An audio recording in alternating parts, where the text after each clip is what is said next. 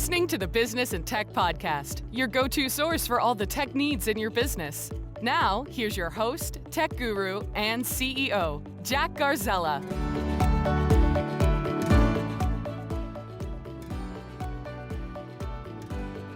In this episode of the Business and Tech Podcast, I have the pleasure of interviewing Kim Spenchian. Kim has been a great resource to me. I've known him for about 20 years now. He has great experience both on the technical side and the business side, similar to me. Kim has been a CIO of MGM Studios. That's where I first met him when I was the global CTO for Teradata for e-business back in the early 2000s. And I've worked with him on various projects, worked with him at various companies. We've invested together in various companies. He's worked in some of my companies that I've started. So we've had a great time going back and forth through our careers. He's been also kind of I don't know about a mentor, but a person I can bounce ideas off of. And Kim has this great ability to frame a problem and take some very upset business people sometimes when things aren't going right, calm them down, and help explain how that project should go and get things back on track. So he's great for that. So as I said, Kim has been CIO and VP of Finance of many companies. So the biggest thing Kim was known for was implementing SAP systems back in the late 90s to 2000s to early 2010s. He would take legacy mainframe accounting systems, or maybe they were switching off something proprietary that was no longer being supported, and convert them over to SAP, which is a very, very large job for large companies. So he was very good at doing that. Kind of made his claim to fame doing that, and then branched out from there into business intelligence and things that I started working with him on. So look forward to having Kim. Again, we'll probably have him on a few times. Hopefully you can learn from some of his philosophies, his best practices, and we'll also be talking about some of our lessons learned over time as well as on the podcast. So hope you enjoy it. Let's get going. So yeah, Kim, so you're out in LA, correct? Yes, that's correct. You've been out there pretty much your whole life, right? Yes, I'm a native California, one of the few that are around, actually, because most people come from other states see the lovely Rose Bowl on New Year's Day and say, hey, we're heading west. There you go. All right. Now, I don't want to go through your whole resume here. I've got several questions for you, but do you just want to give everybody a background? I know you started more technical and then moved into management. Is that correct? Actually, I did not. I started out in consulting with Anderson Consulting way back when, and then I've had a series of switches between consulting and in-house technology jobs. So I've worked probably in every industry, except for banking. So I've worked in healthcare, pharmaceuticals. Spent most of my career in manufacturing and distribution primarily, but now, like I said, probably banking's the only thing that I haven't really put my arms around. So I've been in a couple of startups, as you said, and one was Lower My Bills, which was a lead generation company for mortgage loans back in the day. So, and that was. And then I've done a couple of things for big analytics. So where I worked for a big company that was trying to take a look at analytics, and they really hadn't examined their customers very well. So we did a very large analytics work for that. So, and then at MGM, I did a worldwide implementation of SAP. So I've got small all the way to the very large corporate actions from my background. And primarily because I have a background of a BA in finance, and then I have an MBA in entrepreneurship and venture management. So I actually didn't start out in technology, kind of started out in business and made my way into technology through Anderson. Gotcha. Not sure I remembered all that, so that's good. Thanks for the reminder there. Kim, obviously you've been around the block. That's good and bad at our age. We're on the back half of our careers, obviously, but young at heart. And we're not sitting around. You've worked on a company with me for the last 5 years. That's kept us real busy that we'll cover in a different podcast. But what I did want to ask you, though, is over these last 25, 30 years, as technology's changed, how, from a business perspective, putting your business hat on, how has that been challenging for the business leaders you work with, where the technology has been changing so fast, and for them to be able to manage their IT teams and manage their technical budgets and things like that, where it seems like every 5 years you've got to potentially redo things or the next shiny things out. 2 years later, social media came out. So what do you think the main challenges are today? Not so much versus 30 years ago, but 30 years ago, 20 years ago, even 15 years ago, I think it was a little simpler. Yeah, it was definitely a little simpler. Like you're saying, now you have such rapid change happening that I think it's even harder for business leaders to kind of figure their way out and try to figure out what their technology team is supposed to be doing. I mean, the big things that are happening now are, and I guess the biggest concentration that would be happening for most companies is for cyber attacks and things like that, because we've got ransomware, all kinds of crazy things that have happened that are major business disruptors right now.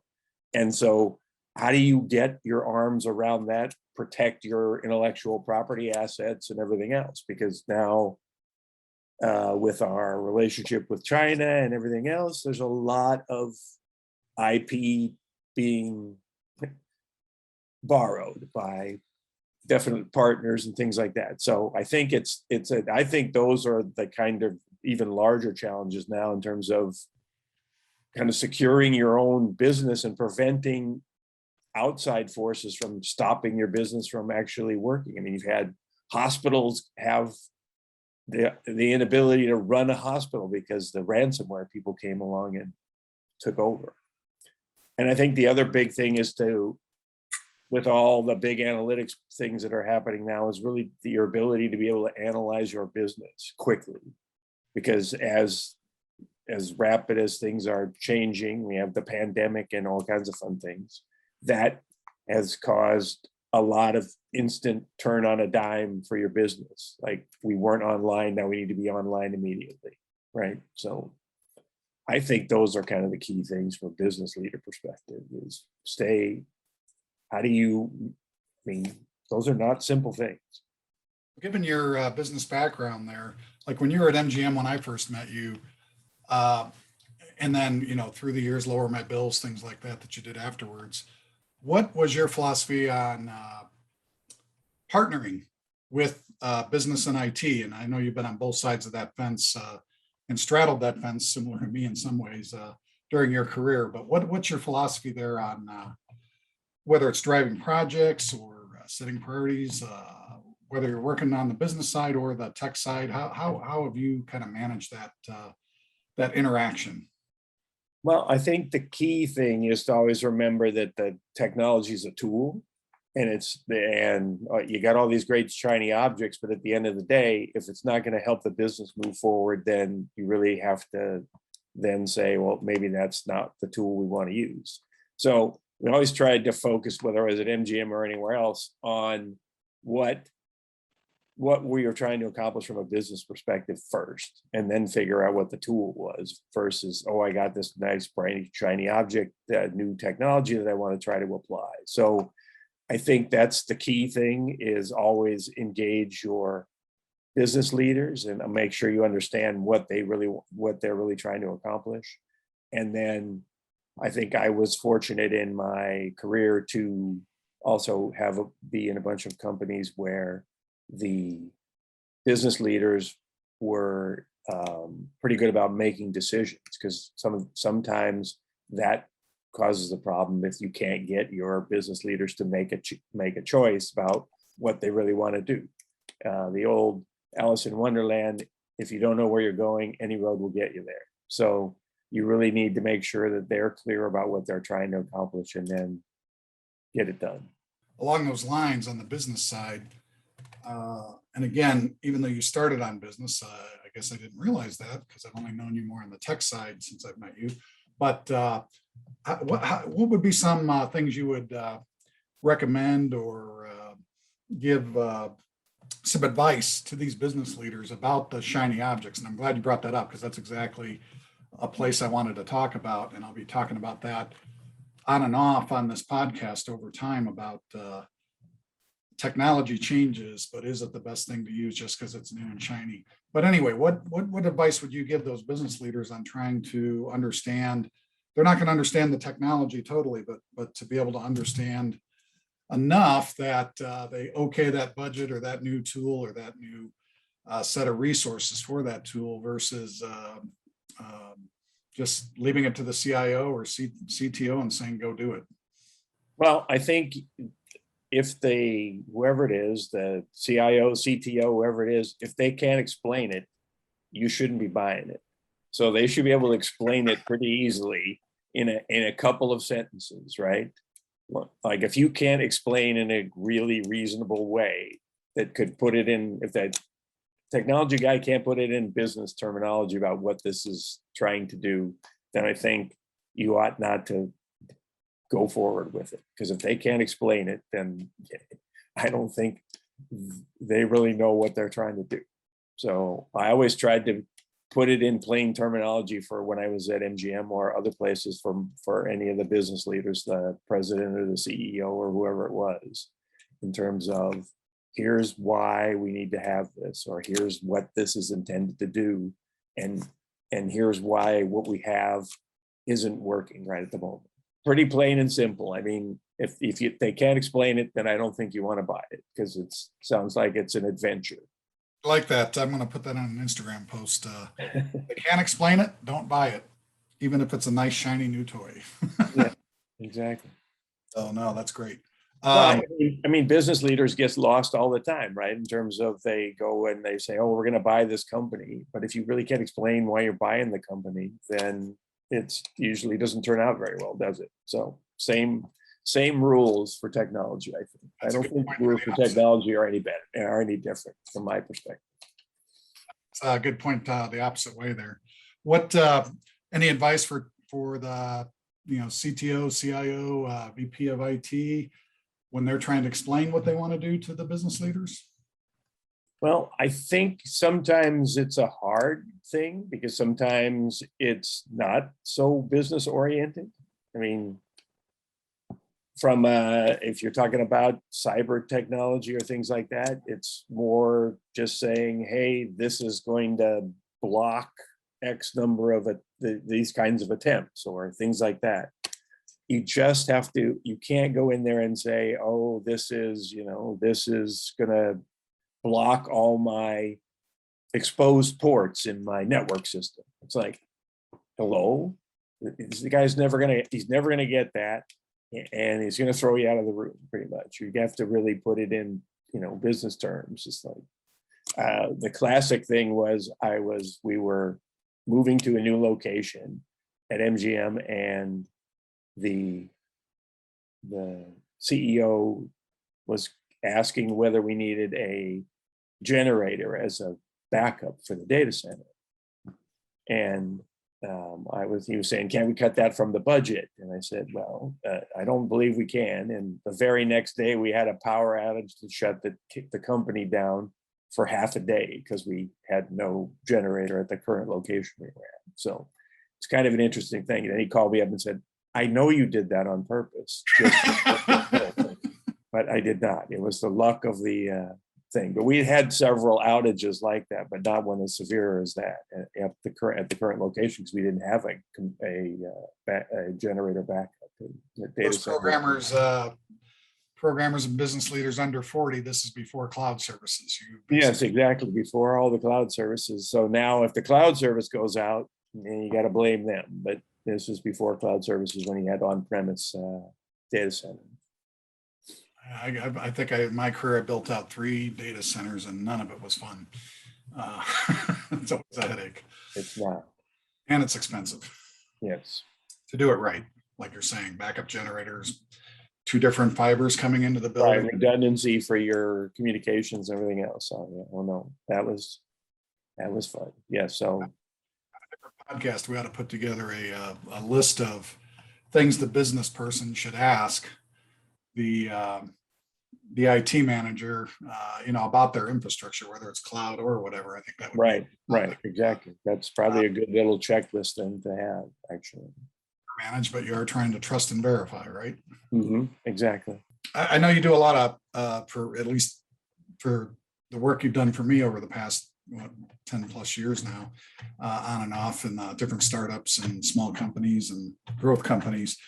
You've been more technical. Now, when I say technical, you're writing code, but you're not one of my coders. You're really my liaison on that finance side to the business, understanding their accounting and billing needs and their contracting needs, and then helping them apply that to the software and then prototype your coding, other than sometimes data verification and analytics, meaning when we're doing data conversions. But most of your coding is prototypes, right? Prototypes for reports, getting it the way they want. So how do you go about that process of working with the business person, asking those right questions, and then what do you need from the business person to help you out on that? Because a lot of times, as you and I know, the third version of the report might be the right one. Yes, exactly. Well, the problem is most of the time, people don't know what they want until they see it. So you ask the question, they say, okay, I need this kind of report. And until you give them some kind of prototype and then say, take a look at it, they really don't have a good idea. And then they're saying, oh, well, if I can do that, then can I also get this? Or can you shuffle this around or things like that? So, and especially in the financial area, everybody's trying to make sure that they can verify everything, right? So a lot of the reports are you have to have like a summary version and then a detailed version so that you can see, here's the high level, and then here's where all that high level information came from. And so you just have to keep asking questions about what are we trying to accomplish. Again, it's like, what are we trying to accomplish? Because sometimes they'll say, well, I need a report to do X. And I think it's more important to understand, well, what am I trying to do with this report? As opposed to, hey, I've always used this particular kind of report, right? It's been always in this format. Okay, well, potentially we have more information than you have in your current system, or maybe you want to look at it in a different way. Maybe you want some more flexibility about how you look at things rather than just this scenario. So I think I think not to interrupt you here, but one thing that I'll hear you ask, especially as the meeting drones on, is what question are you trying to answer, or what decision are you trying to make? Yes, exactly. Yes, exactly. That's the key, I think, more than anything else. And because sometimes they're asking for one thing, but then they're going to then try to dig 15 layers down into it to actually get the answer, when we probably can provide the answer by maybe rolling up all that stuff. But they're so used to only getting raw information that's what they're asking for. One thing that's impressed me about you, other than I've seen you work again at large corporations, at startups, at things that are in between growth companies. Working with me, I don't have a lot of patience sometimes. Yeah, definitely. You balance that out. You have tons of patience. So where did that come from, and how do you, in your mind of, if I got to repeat myself, especially the third time, I'm just about ready to blow a stack. Whereas I've seen you repeat 5 or 6 times, or show them where to click 5 or 6 times, or work the business requirements, into a 3-hour meeting, and I've left after the first hour because I've had it. Take me through that. So I guess you always have to think about it from the perspective of, we're always working with all these tools all the time. So we're really familiar with them, and they are not. And we're super familiar, and they are not. And so what we think is a very simple operation is not such a simple operation from their side, because this is the first time, or maybe they haven't had our software for very long, or maybe they've had it for a while, but they haven't done this particular thing in the software. So you have to have a little patience, because of the fact that it's the same thing as normally when we're trying to design something or do anything for anybody, and we're assuming, because we already are familiar with the information, that this is what people want. And you really have to step back a little bit and say, hey, if I was a first-time person here, how would I be reacting to this thing? And I'm steaming sometimes on the inside, but I kind of keep it under wraps. And then after the call, I'm going, I can't believe this is like the 14th time I've told them the same thing.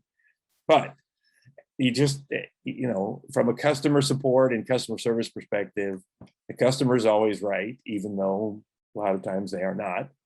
But you just have to remember that, again, it's usually not, it's one of many things that people have going on in their job every day. And so it's, again, it's a tool for them, and maybe they're not using the tool that often. So that's, I think, in the last 10 years, you and I have been putting in software that basically is changing 100% the way they operate with a computer.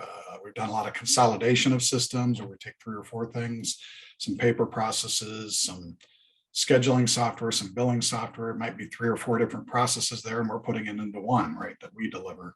Right.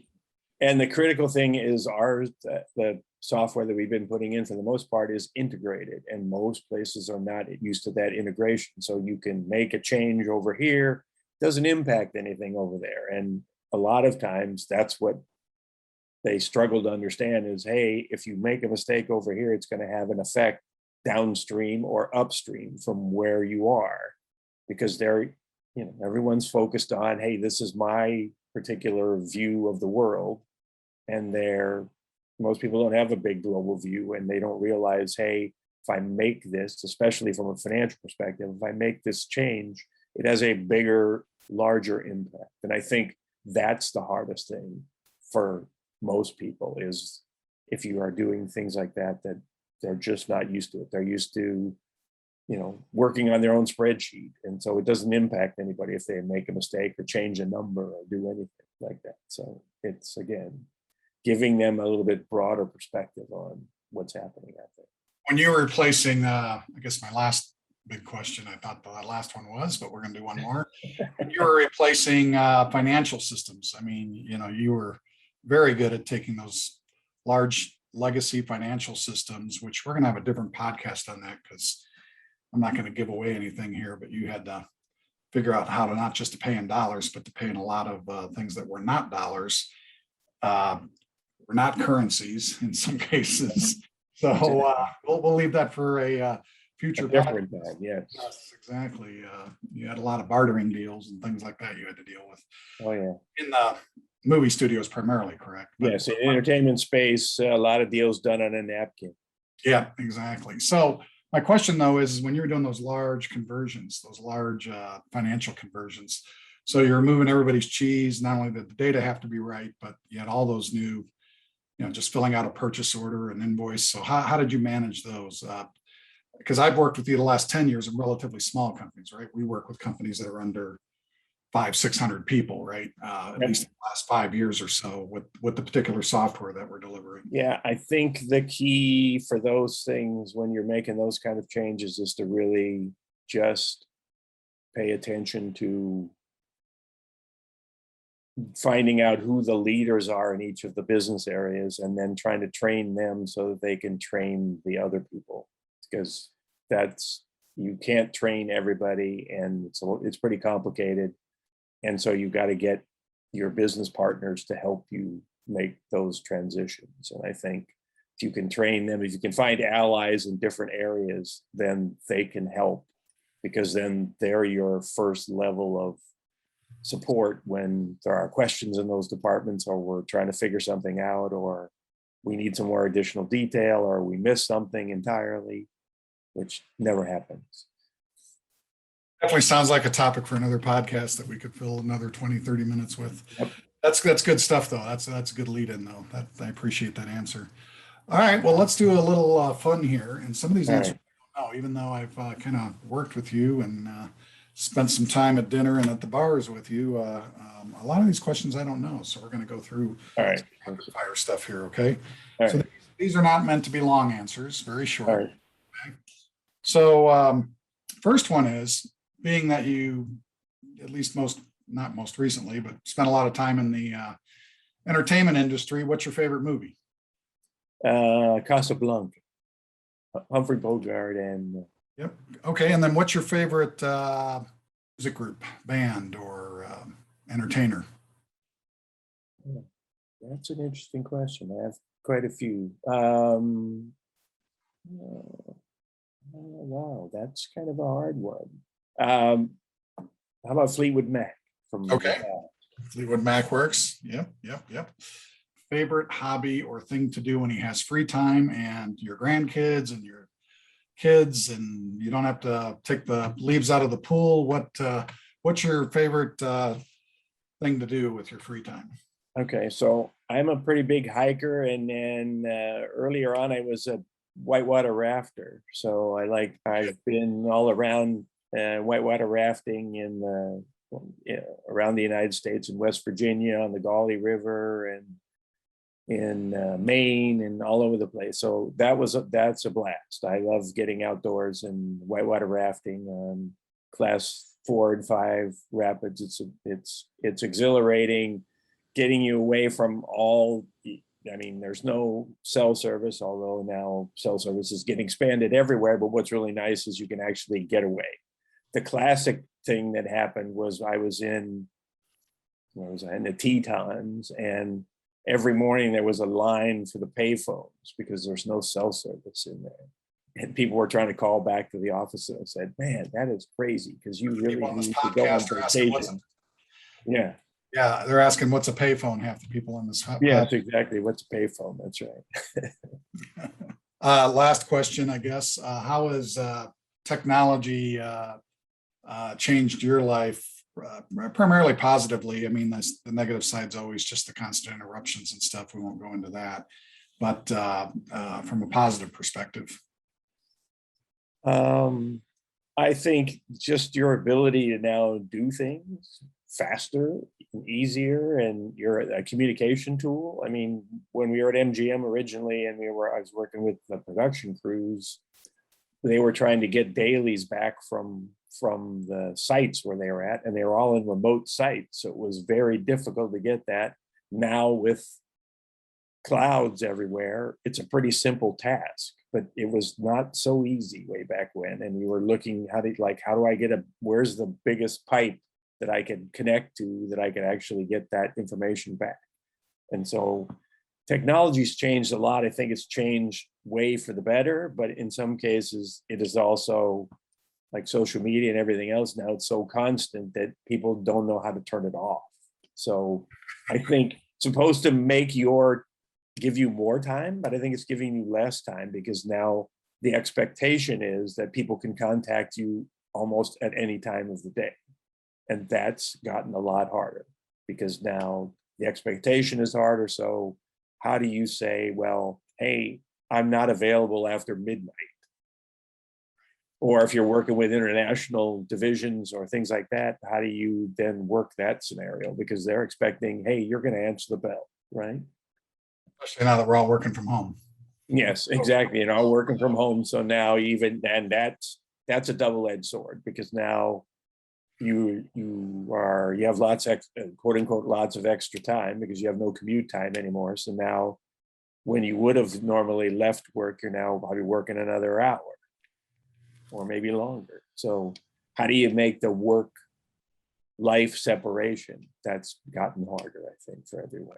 Podcast. So well, thanks a lot for your time, Kim. I really appreciate it. Been a great friend and colleague over the last 20 plus years, and look forward to doing this again with you in a month or two, and we'll follow up on one of these topics. If you have topics that you want us to cover with Kim, feel free to hit the show notes, comments, things like that, and let us know what you'd like to see. So anyway, that's our interview with Kim. Kim, thanks a lot again. Appreciate it. All right. My pleasure. Take care. Well, I hope you got some value out of that. Kim's a great guy. I want to thank him again for being part of our podcast. I want to thank you for listening, and we look forward to having you on future podcasts, as well as we look forward to having Kim as we drill down some of those subjects on future podcasts and in our YouTube channel with some extra content and look forward again to your feedback on what you guys want to hear about and the subjects that you think would be interesting to explore.